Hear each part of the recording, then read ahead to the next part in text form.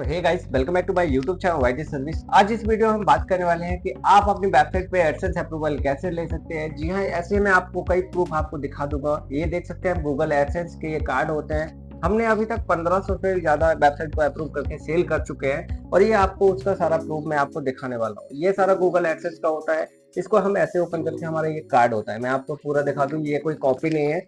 कोई भी आप कार्ड रैंडमली कोई भी उठा लीजिए। मैं ये रैंडम कोई भी उठा लेता हूँ, चलिए।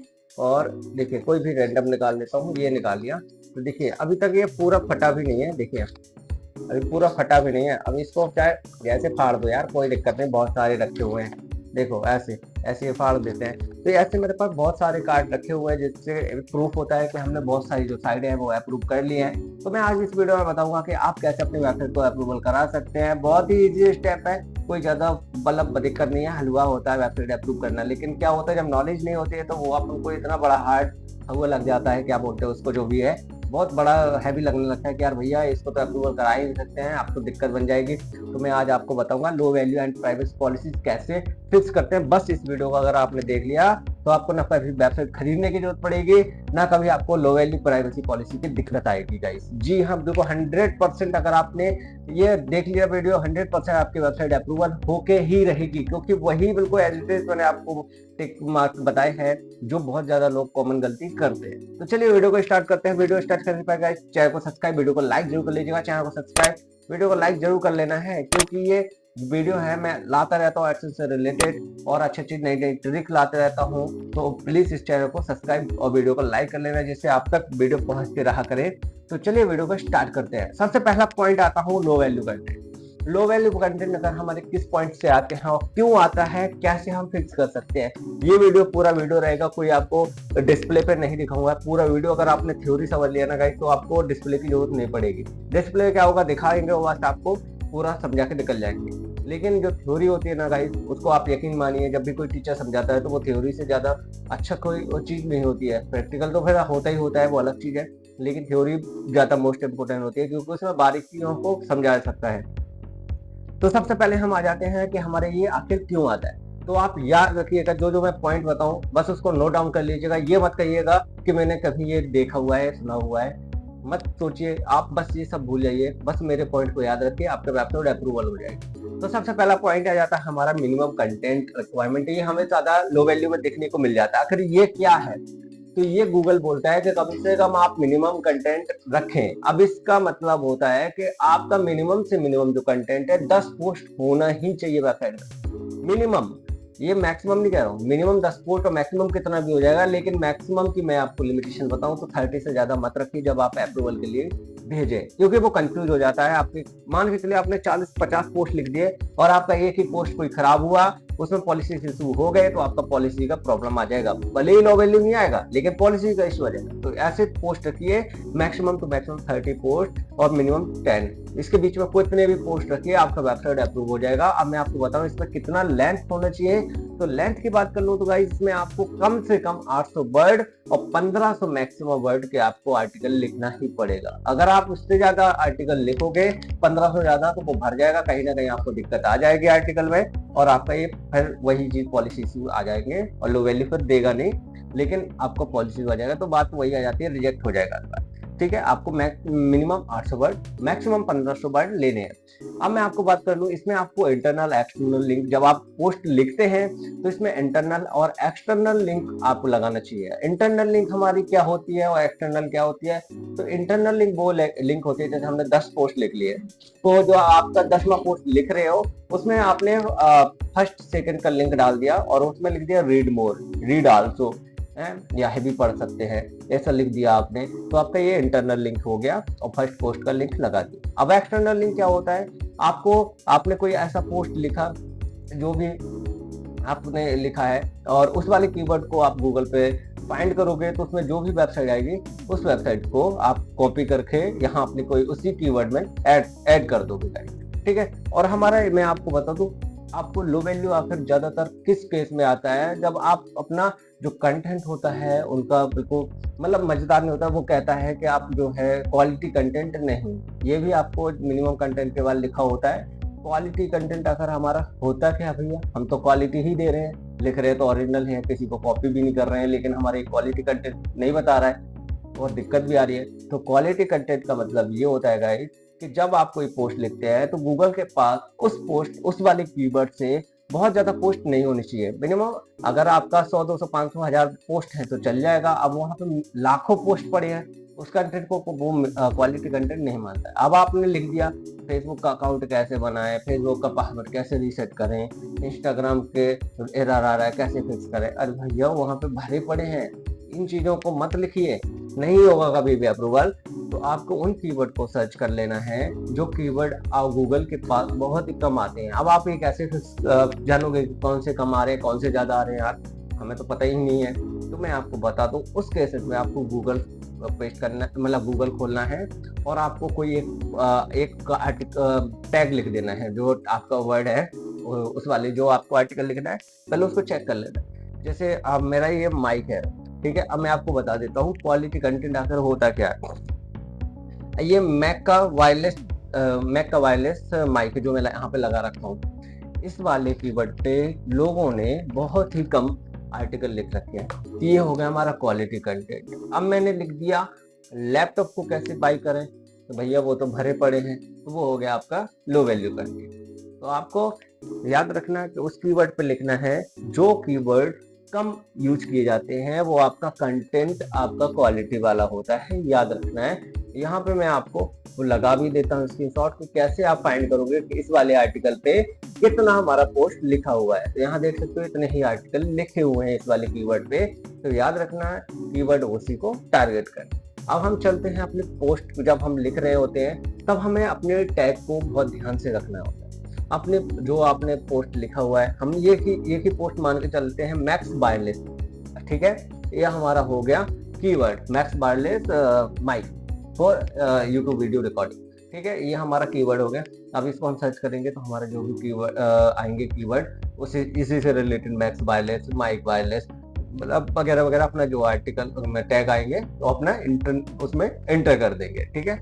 अब याद रखना कभी भी जब पोस्ट लिखते हैं तो कैटेगरी को बनाना है जरूर ही उसी से रिलेटेड, और ज्यादा वेबसाइट में कैटेगरी मत बनाना, 2-3 से ज्यादा कैटेगरी नहीं होनी चाहिए। ज्यादा कैटेगरी हो गई आपको दिक्कत बन जाएगी।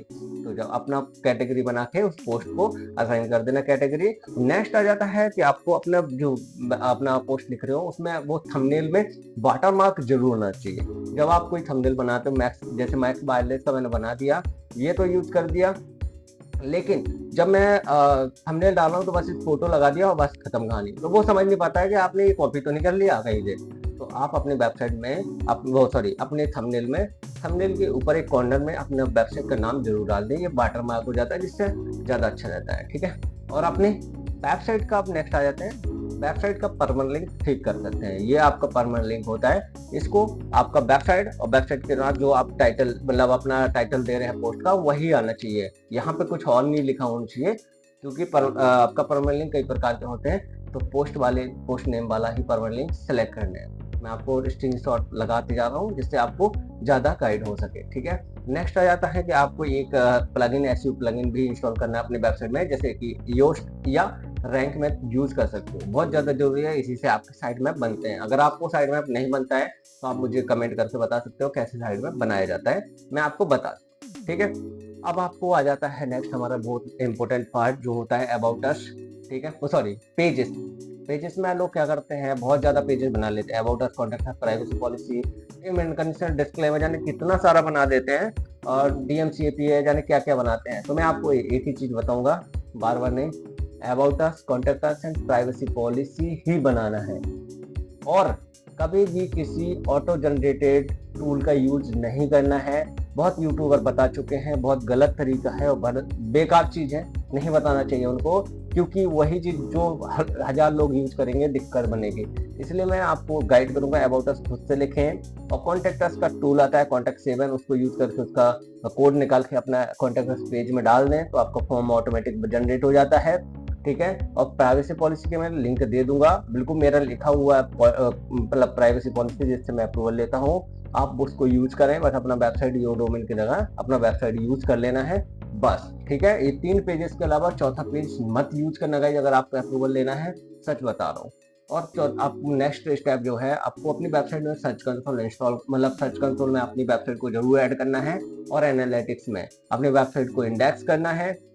इंडेक्स के साथ आपने पूरा पोस्ट को इंडेक्स करना है, साइट मैप वगैरह। अगर साइट मैप वगैरह नहीं आता है मुझे बता देना, मैं आपको एक नए वीडियो में बता दूंगा।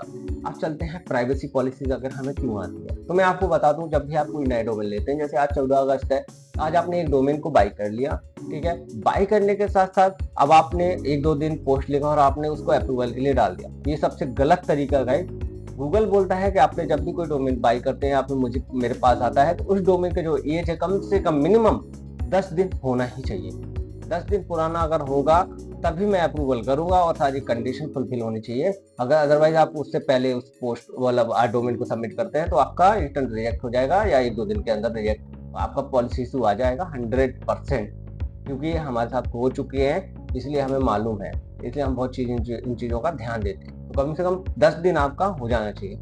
सेकंड आता है, जब भी आपका ये पॉलिसी इशू आता है, तो आपने या तो सर्च कंसोल में अपनी वेबसाइट को इंडेक्स नहीं कर रखा है, या आपने किसी पोस्ट को इंडेक्स नहीं कर रखा है। आपने लिख तो रखे हैं 20 पोस्ट, लेकिन आपके इंडेक्स है ओनली 15 पोस्ट। तो चेक कीजिएगा कौन सा पोस्ट आपका इंडेक्स नहीं है, उसको दोबारा से इंडेक्स मैनुअली कर लेना है। ऑटोमेशन में मत पढ़ना कि ऑटोमेटिक हो जाएगा, मत पढ़ो या चक्कर में। 20 पोस्ट है, खुद मैनुअली पोस्ट अपडेट कर दीजिए। आपसे इतने रिक्वेस्ट है, आपका हो जाएगा, ठीक है। अब अपना कम से कम ये है, तो अपना ये नॉट इंडेक्स वाला हो चुका है। अब अपना आता है नेक्स्ट डर, जब आप वेबसाइट में कोई मान के चलिए 25 पोस्ट लिखे हैं, आपने किसी पोस्ट को किसी कारणवश आपको अच्छा लगा या फिर आपने कोई कमी कर दी तो उसको अनपब्लिश कर दिया, लेकिन वो गूगल में इंडेक्स हो चुका है, आपको पता भी नहीं। तो उस इंडेक्स होने के चक्कर में गूगल से आपके पास कोई विजिटर जा रहा है और वो 404 का एरर देता है, ठीक है। तो याद रखना, जब भी 404 का एरर देगा तो आपकी पॉलिसी इशू आएंगे 100%। तो याद रखना है, 404 फिक्स करने के लिए आप प्लगइन्स में जाना, 404 टू होम वाला प्लगइन डाउनलोड करना, और वहां पे सेटिंग पे जाके उसको एक्टिवेट कर देना। जब भी कोई यूजर जाएगा, कोई मान के चलिए आपका पोस्ट इंडेक्स हो चुका है लेकिन वो डिलीट हो चुका है, तो उस वाले मतलब उस वाले पोस्ट पे जैसे कोई क्लिक करेगा तो वो होम पे ऑटोमेटिकली रिडायरेक्ट हो जाएगा। तो गूगल के पॉलिसी के अकॉर्डिंग ये सही चीज है कि यूजर को 404 ना आके वो होम पेज पे आ जाता है, तो ये सही चीज है, कोई दिक्कत नहीं है, ठीक है। अब आपको आ जाता है, आपकी वेबसाइट जो है बहुत कम लोड हो रही है, बहुत टाइम ले रही है, 7-8 सेकंड ले रही है लोड होने में। ये सबसे गलत चीज है।